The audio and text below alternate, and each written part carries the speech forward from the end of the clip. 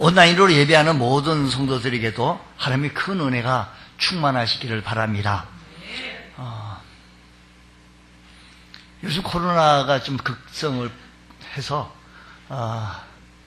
참 조심해야 될 때입니다. 하지만 우리 성도들은 하나님의 말씀을 무장하고 늘 강건해지시기를 간절히 소원합니다. 여러분, 누군가를 애타게 기다려 본 적이 있으십니까? 흔히 목이 빠질 정도로 애타게 기다리는 것을 학수고대라고 합니다. 학이 머리를 쑥 내밀고 누군가를 기다리는 것처럼 기다린다는 뜻입니다. 그러나 그런 애절한 기다림이 아니라 할지라도 우리 인생은 참 기다림의 연속 과정입니다.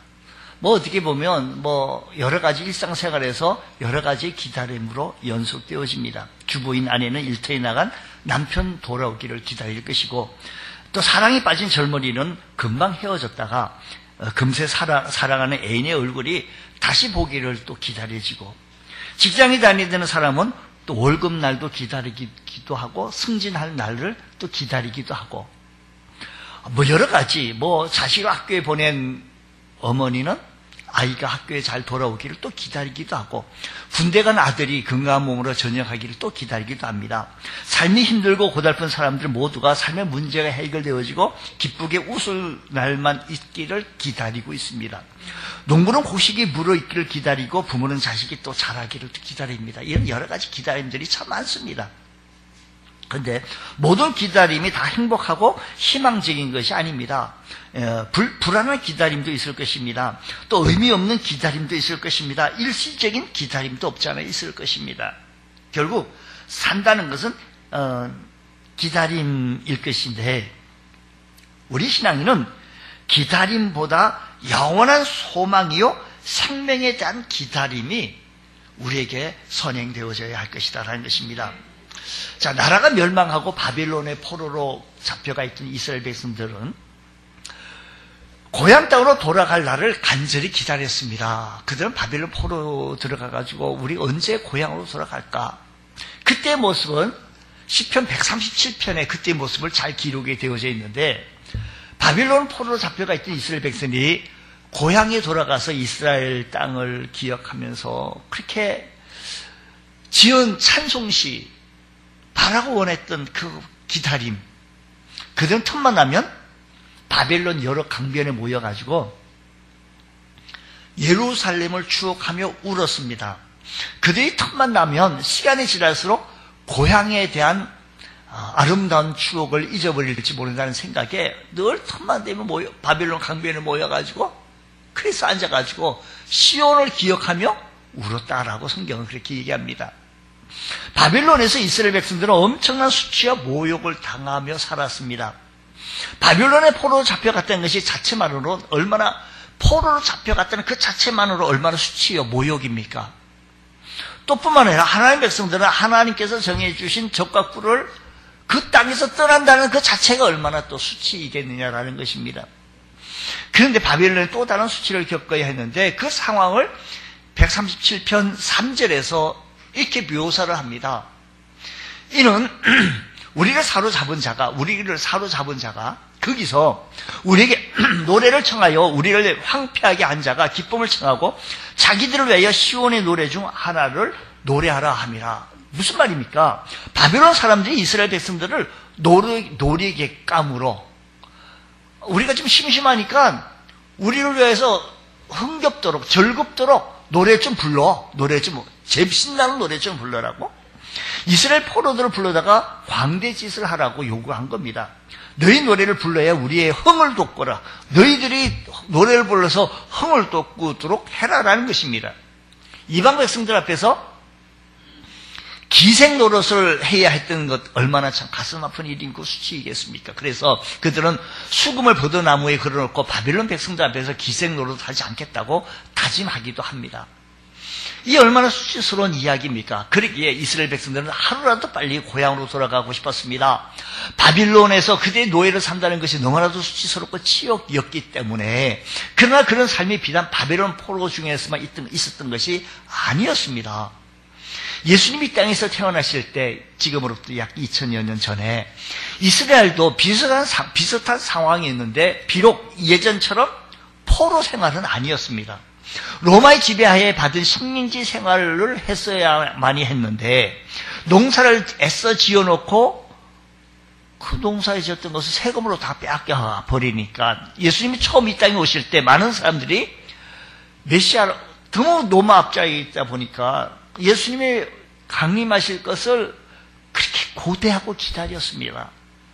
당시 상황은 정치적으로는 로마 지배하에 있었고 경제적으로는 수탈당하고 피폐할 대로 피폐해져 있었고 로마에 대한 독립을 꾀어 반란을 일으키다가 참혹한 죽임을 당하기도 했고 사회는 바리새파 또 사두개파, 에세네파, 열심당 하면서 여러 파당으로 다 갈라져 있었고 각기 다 민심은 흉흉했고 이런 때였기 때문에 어느 때보다 메시아가 오셔서 이스라엘을 좀 구원해달라고 간절히 고대하고 기다렸던 그들의 백성이었습니다. 그러나 실제 예수님께서 이 땅에 오셨을 때 예수님은 메시아로 알고 영접했던 사람은 과연 얼마 됐겠느냐. 그렇게 기다리고 고대했지만 예수님을 알고 그 예수님을 메시아로 알고 받아들인 사람, 영접했던 사람이 과연 얼마나 되냐. 그 시대의 목자들, 동방에서 배워보고 찾아온 박사들, 그래서 우리 함께 누가복음 읽었던 시므온과 안나라고 하는 사람, 그 외에 누가 있었냐라는 것입니다. 예수님께서 이 땅에 오셨을 때 예루살렘 거민들은 소동이나 벌였고 심지어 헤롯은 어린 아기를 죽이려고까지 했습니다. 어쩌면 예수님께서 지금 재림하신다 하더라도 오늘 이 밤에 오늘 이 시간에 재림한다 할지라도 사람들의 태도는 아마 그때와 지금이나 뭐 별반 다를 바가 없지 않겠나라고 하는 생각이 듭니다. 아마도 우왕좌왕하고 허둥대며 소동을 일으키거나 자기의 하찮은 기득권을 빼앗길까 봐 도리어 대적한 자가 일어나지 않을까 싶습니다. 과연 우리는 어떤 모습으로 다시 오실 예수님을 맞이할 수 있겠느냐라는 것입니다.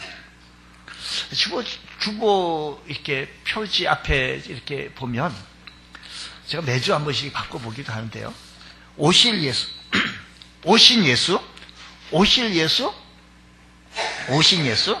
이제 다시 오실 예수, 그 예수를 기다리고 있는데 그 예수님을 기다리고 있는 우리 믿음의 신앙의 자세.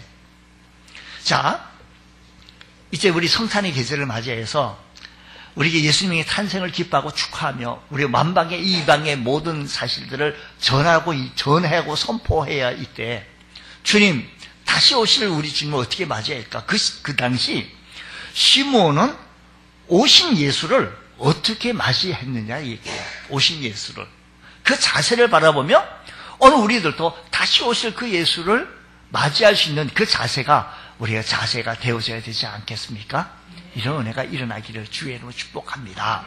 자, 그러면 오신 예수를 맞이했던 시므온은 최대의 관심사는 예수님이 오신다는 것을 확신했습니다. 확신했어요.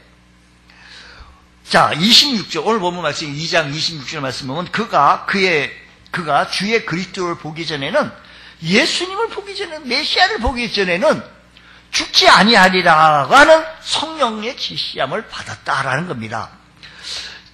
자, 보십시오. 시몬은 오랜 세월 동안 메시아의 강림을 위해 기도했을 것입니다. 그래서 하나님은 계시의 전달자인 성령을 통해 이러한 시므온에게 메시아가 오실 것을 보이라고 계시해 줬고 죽기 전에는 네가 예수님 보기 전에 네가 죽지 않는다라고까지 성령의 지시함을 받게 되어진 겁니다. 여러분, 이 얘기를 들었을 때 시몬은 어떠했겠냐라는 겁니다. 지금도 마찬가지예요. 같은 말씀을 들어도 교양 강자나 도덕진 후나 정도로 듣는 사람이 있는가 하면 제 지인 가운데 제가 이제 목사인 줄 알고 이 목사 나도 언제 어떻게 있어 어느 교회 그분이 탤런트였는데 아주 유명한 탤런트였는데 목사님이 되셔서 그 자기 집에서 가까운 데서 그게 갔다고 좋은 말씀 듣고 왔다고 그 친구 맨날 얘기할 때만 좋은 말씀 듣고 왔다고, 은혜 받았다고, 뒤집어지고 깨지고, 이건 없고, 그저 가가지고 좋은 말씀 듣고 왔다고, 이걸 나한테 자랑 삼아 얘기하는 거예요. 좋은 말씀. 근데 어떤 분은 내게 직접 주시는 하나님의 약속의 말씀을 받는 사람이 있습니다. 시몬은 네가 살아있을 때 그리스도를 만나게 되리라고 하는 이 약속을 받았을 때, 그는 의롭고 경건한 삶을 살면서 그 이 약속이 실현되어지기를 확신했습니다. 당시 이스라엘 백성들은 메시아가 오시기를 간절히 소원했지만 정작 예수님이 탄생하셨을 때 많은 이스라엘 사람들은 메시아에 대한 소망을 포기한 상태로 더 이상 기다리지도 아니하고, 시몬은 분명한 약속을 바뀌어서 그 약속의 성취를 이루었는데, 주님께서 탄생하셨는데도 기다렸던 사람들이 전혀 먼 나라 이야기처럼 듣고 있습니다. 우리 사랑하는 성도 여러분, 우리 예수님께서는 다시 오시겠다고 하셨으니 분명 다시 오실 줄로 믿습니다. 제2차 세계대전 때 독일의 한 포로 수용소에 수많은 유대인들이 가스실에서 처참하게 학살당했습니다. 샤워하러 가자고 해놓고 그냥 가스실에 집어넣어서 막 유대인을 학살합니다. 저렇게. 저 유대인 그 포로 수용소, 아우슈비츠 수용소 지하실 벽에는 아직도 이런 낙서가 기록이 되어지는데, 우리는 메시아가 오실 것을 믿는다. 단지 그분의 도착이 좀 늦어지고 있을 뿐이다 라고 낙서가 되어져 있습니다. 그렇습니다. 우리 주님은 반드시 약속하신 대로 이 땅에 다시 오십니다. 여러분, 우리 주님께서 분명하게 성경이 약속하셨으니, 이 약속이 사실이라고 한다면, 이 말씀이 사실이라고 한다면, 우리 주님께서 탄생하셨던 주님은 고난을 겪으시고 십자가에 달리시고 죽으시고 부활 승천하시고 우리에게 약속하시기를 다시 오겠다고 약속하셨습니다. 다시 오시겠다고 하시는 이 약속의 말씀을 확신하시고, 시몬처럼 다시 오실 최대의 가능성, 예수님의 오심을 확신했던 것처럼 우리도 우리들의 살면서 예수님의 오실 것을 확신하며 살아갈 수 있는 귀한 은총의 은혜가 있기를 주의 이름으로 축복합니다. 2006년도에 상영된 영화예요. 에이트 빌로우라고 하는 1959년 남극 기지에 있었던 실화로 만들어진 영화예요. 감동적인 이야기인데, 남극에서 운석 탐색을 하던 대원들에게 25년 만에 강력한 폭풍이 몰아쳤습니다.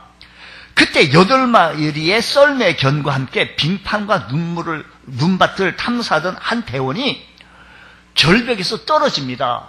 저 연구하러 갔다가 저거 오늘 다 보려고 하니까 시간이 없어가지고, 그래서 굴러떨어지는 바람에 뼈가 부러지고, 그리고 중상을 입고 죽을 뻔했는데 탐사대는 서둘러서 피신해야만 했습니다. 여기서 이 사람은 저렇게 떨어졌습니다. 근데 중요한 것은 거기서 헤어나지 못하고 또 빠집니다. 이 사람을 구출해내서 다시 이끌고 가야 되는데 이런 상황입니다. 저렇게 빠져 있는데 썰매견을 통하여서 그 박사에게, 사람이 걸어갈 수가 없어서 밧줄을 그에게 전달하게 되어지고, 밧줄을 그렇게 목에 메고 어깨에 매서 겨우 그게 나오는데 성공합니다. 사람은 이제 살아야 되기에 이 일을 들고 다시 본국에 연락해서 이들을 끌고 가야만이 되는 그런 사명입니다.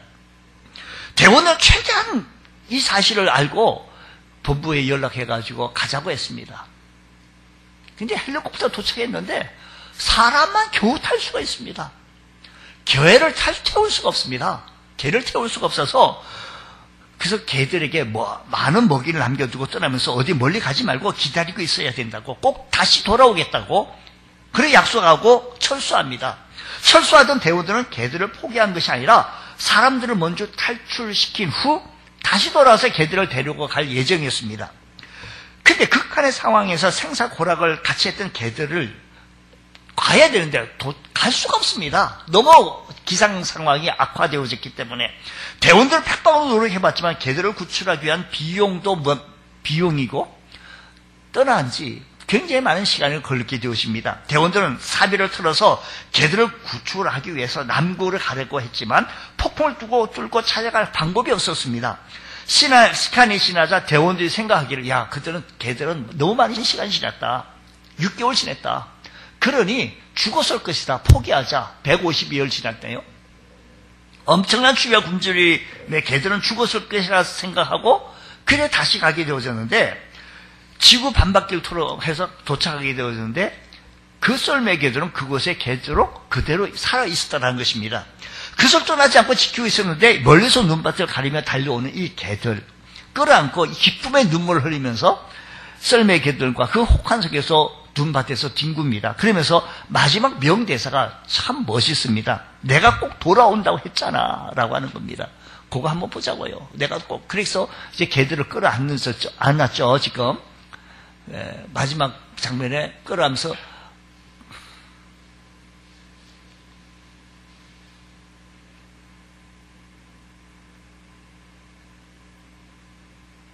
예, 됐습니다. 예, 내가 꼭 돌아온다고 했잖아 라고 하면서 끌어안습니다. 예, 감사합니다. 우리 영상 틀어주는 우리 영상팀의 우리 전수봉 집사님, 우리 박수 한번 쳐겠습니다. 예, 감사합니다. 감사합니다. 할렐루야. 예, 신앙의 공동체는요, 재림하실 주님을 기다리는 일에 초점을 맞추고 있습니다. 다시 온다고, 그 혹한 가운데서 다시 왔던 그 상황을 통해서, 우리 주님께서는요, 재림하실 주님을 기다리는 일에 우리 초점을 맞추고 있는데, 사도행전 1장 11절에 갈릴리 사람들 어찌하여 서서 하늘을 쳐다보느냐? 너희 가운데서 하늘로 올려오신 이 예수는 성경 사도행전 1장 11절이에요. 이 예수는 하늘로 가심을 본 그대로 그 다음 좀 읽어요. 오시리라는 겁니다. 할렐루야. 그러니까 주님께서 승천하실 때 천사들이 제자들에게 이렇게 말씀하셨어요. 너희가 본 것처럼 주님께서 승천하신 본 그대로 다시 오시리라라는 겁니다. 그래서 이날 이후 모든 성도들은 아멘 주 예수여 오시옵소서 라고 사모하며 기다렸습니다. 우리 신앙생활에서 핵심이 바로 주님 다시 오실 주님을 기다리며 그분 앞에 섰을 것을 기대하고 소망하며 살아가는 겁니다. 우리가 신앙생활 누구 보이기 위해서가 아니라 다시 오실 주님 앞에 우리 모두가 서야 할 때가 있습니다. 그때 우리가 부끄럼 없는 우리 주의 성도들 다 되시기를 주의 이름으로 축복합니다. 두 번째, 시몬은 메시아를 기다리며 의롭고 경건한 삶을 살았다라고 성경은 얘기합니다. 25절, 예루살렘에서 시몬이라는 사람이 있으니 이 사람은 의롭고 경건한 이스라엘의 위로를 기다리는 자라 성령이 그 위에 계시더라고 했습니다. 시몬은 메시아를 기다리며 의롭고 경건한 삶을 살았던 겁니다. 여기 어렵다 말은 공정하다 정의로운 뜻으로서 하나님 앞에서 의무를 충실히 이해하는 것. 하나님 앞에서 자기 의무를 우리 성도들은요, 권리만 자꾸 내세우려고 그래요. 의무는 하지 않고요. 주님, 우리가 의무 좀 하게 하여 주시고, 권리도 하나님 내 자녀라고 하나님 앞에 당당히 나올 수 있는 귀한 은혜가 있기를 원합니다. 의로운 자, 무엇보다 우선한 것은 하나님과의 바른 관계를 맺으며 살았다 이 이야기입니다. 하나님의 은혜와 사랑을 깊이 깨달았던 살았던 이 시므온, 또 경건하다라는 말은 독실하다, 신중하고 두려워하다라는 말로서 하나님 앞에서의 삶을 사는 것을 의미합니다. 보세요. 경건은 하나님 앞에서 의로운 자의 모습으로 살아가는 것을 말하는데, 경건한 자는 말씀을 귀하게 여깁니다. 말씀을 머리로만 듣지 않고 내 삶을 변화시키는 능력의 말씀, 살아있는 말씀을 받아들입니다. 사랑하는 성도 여러분, 오늘 우리들의 말씀이 좋은 말씀 듣고 끝난다는 것이 아니라 주여 오늘도 살아있는 말씀을 내게 임하게 하여 주옵시고 시몬처럼 의롭고 경건한 모습으로서 내 삶의 현장 속에서 하나님의 말씀이 살아 움직일 수 있는 운동력이 있는 귀한 은총의 은혜가 임하기를 원합니다. 성령의 말씀을 묵상하고 마음에 새기면서 그 말씀을 부여잡고 그 말씀을 살아가 보려고, 그 말씀의 역사심이 내 삶에 역사해달라고 간구하는 귀한 은총의 은혜가 임하기를 원합니다. 기도를 통하여 주의 음성을 들을 수 있는 것은 주님의 역사심이 내게도 임하게 해달라고 간구하는 것, 이것은 하나님 앞에서 삶을 살면서 주님께서 주시는 말씀을 귀하게 여기는 자의 모습이다라는 겁니다. 사랑하는 성도 여러분, 하나님의 말씀을 귀하게 여기시기 바랍니다. 누구처럼 농담으로 받아들이면 안 됩니다. 하나님의 말씀을 귀하게 받아들이면서 이 말씀이 내 삶에 진짜 움직일 수 있도록 주여 역사하여 주옵시고, 주는 이 시간 또 함께하여 주시옵소서. 경건한 자는 율법의 요구에 면밀히 세심하게 충족시키면서 살았던 이 시므온, 주님을 닮아가려고, 주님의 마음을 본받으려고, 주님 이렇게 하면 내가 신앙생활 좋으세요, 내가 이렇게 신앙생활 하면 주님이 괜찮은 거예요 하나님? 라고 주님 앞에서의 삶이에요. 주님 앞에서의 우리 신앙생활요. 부끄럽지 않아요? 주님 앞에서 우리의 모습이요.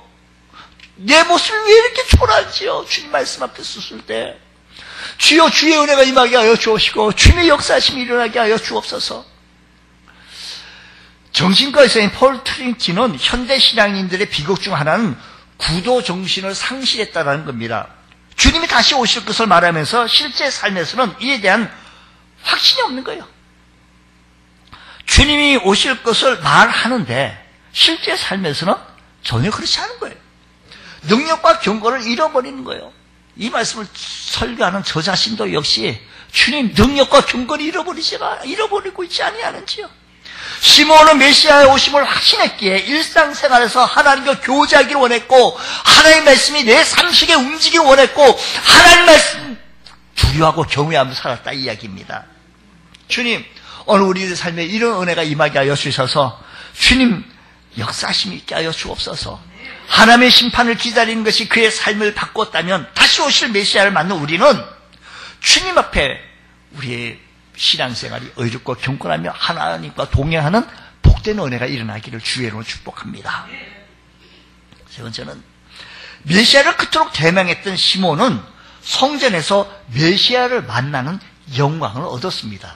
27절 성령의 감독으로 성전에 들어가매 마침 부모가 율법의 관례대로 행하고자 하여 그 아기 예수를 데리고 오는지라라는 겁니다. 여러분, 우리 안에는 두 가지 욕망이 있는데요. 하나는요, 하나님 앞에 가까이 가고자 하는 욕망이고, 하나는 하나님과 자꾸 자꾸만 멀어지는 그런 욕망이 있습니다.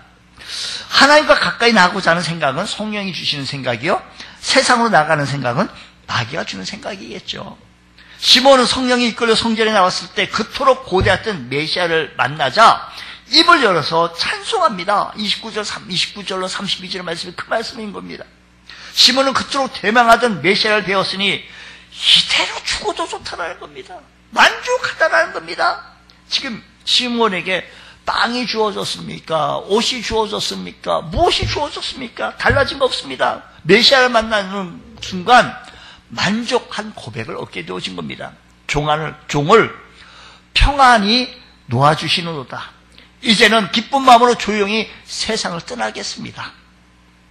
주님을 만난 그것으로 충분하다라고 합니다. 그토록 사모하며 기다렸던 메시아를 만난 최고의 행복에 젖어서 그 무엇과도 바꿀 수 없는 최고의 행복으로 이대로 죽어도 좋다는 겁니다. 시몬의 꿈은 뭡니까? 그리스도를 보기 전에는 죽지 아니하리라는 겁니다.